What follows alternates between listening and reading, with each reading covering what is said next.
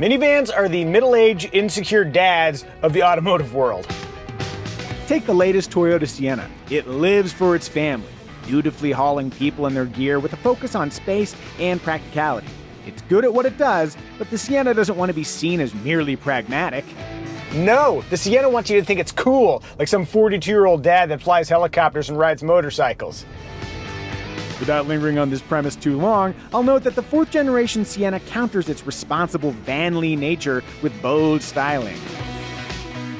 Sculpted rear fenders a la Highlander, a massive grille, angular headlights, and a tall SUV-like hood.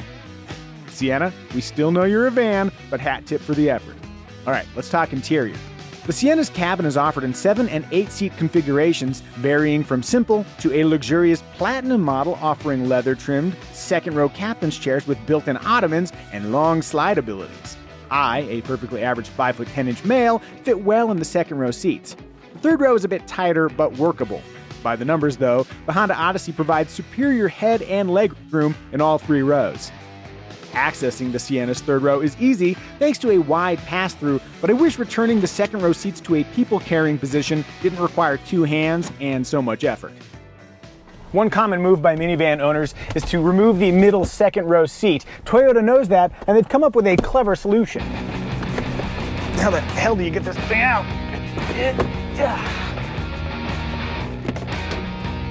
Rather than leaving a seat in your garage, Toyota has carved a nook into the rear where it can be stowed.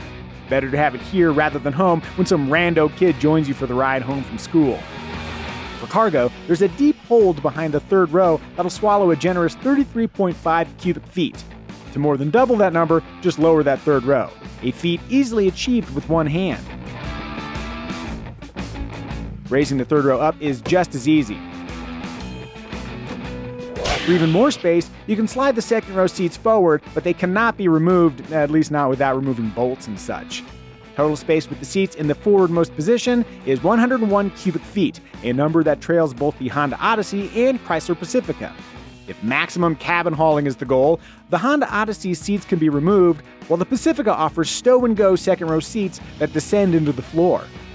Elsewhere, the Sienna's interior is filled with practical touches, including a deep center console, up to 5 child seat latch points, plenty of cup and bottle holders, a long dash shelf, a supplemental shelf to the driver's left, massive second-row grab handles that even little kids can use, and something Toyota calls the bridge console.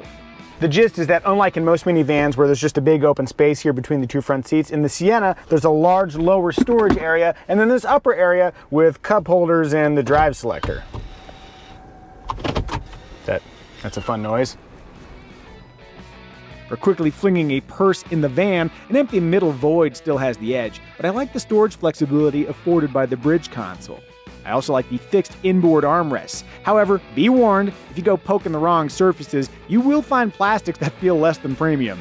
And this panel in the 3rd row seems way too flexible. One of the Sienna's most interesting aspects is its powertrain. All Siennas are hybrids now, no V6, period. Instead, there's a 2.5-liter 4-cylinder engine teamed with a pair of electric motors. On one hand, the 4-cylinder sounds like it's working hard when bringing the Sienna up to speed. On the other hand, electric torque gives you instant response when you need to move. It also helps you squeal the tires, earning those precious cool dad points. Cool. Sound aside, it's impossible to deny the hybrid's fuel economy advantage. 36 combined MPG is outrageously good for a minivan. For perspective, here's the Odyssey's efficiency. Of course, there's also the Chrysler Pacifica Hybrid, which is actually a plug-in hybrid that can run roughly 33 miles under electric power alone. Who knows, maybe Toyota will introduce something similar in the future. Until then, the Sienna remains a very efficient choice. It also offers something the Odyssey doesn't, all-wheel drive via an additional rear-mounted motor. Beyond all-wheel drive, the Sienna can also tow up to 3,500 pounds, so who knows, maybe you don't need an SUV. In motion, the Sienna rides well, but I have 2 complaints. Complaint number 1, outward visibility. The tall hood hinders your view forward, and the view over the driver's right shoulder is essentially non-existent aft of the 2nd row. Thankfully, blind spot warning comes standard. And complaint number 2, I don't like the brakes. The pedal feels unnatural and it's hard to modulate with precision. Being a hybrid, the Sienna blends traditional friction brakes with an electric regenerative braking action. But it doesn't blend those decelerative technologies well. Otherwise, this is a fine driving minivan. Talking dollars, the Toyota Sienna's sub-$36,000 MSRP, including destination charges, is higher than the Honda Odyssey or Chrysler Pacifica. But Toyotas tend to hold their value well over time, making the Sienna a smart long-term investment to the extent a constantly depreciating asset can be called an investment. Yes, I stole that line from my previous Sienna review. A basic Sienna LE trim includes 3-zone climate control, 10 airbags, power sliding doors, full-speed dynamic cruise control, lane departure warning with steering assist, pre-collision warning with pedestrian detection, and a 9-inch infotainment screen with Android Auto, Apple CarPlay, and a remarkable 7 USB ports.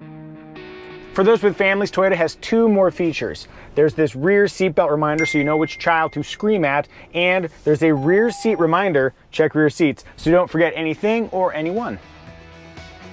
If you'd like a fancier Sienna, higher trims and the option sheet can add a foot-activated power liftgate, foot-activated side doors, driver easy speak, which amplifies your voice for rear seat passengers, a built-in vacuum and refrigerator that sadly aren't included on our tester, and a 360-degree camera system that's reserved for the Platinum trim, but hey, at least it's available somewhere in the lineup. Honda. Go crazy and you can spec an all-wheel drive Sienna Platinum trim to the tune of $54,000. I've said it before, minivans do basically the same job as most SUVs, and they do it more effectively. The Sienna is not perfect, but if you're okay sacrificing a little bit of space and functionality for outstanding efficiency, Toyota's minivan does its job well. And to my mind, as long as you do your job, you should be able to dress however you like. Just remember, nothing is less cool than trying to look cool. Minivans and middle-aged dads, I'm talking to you. And me.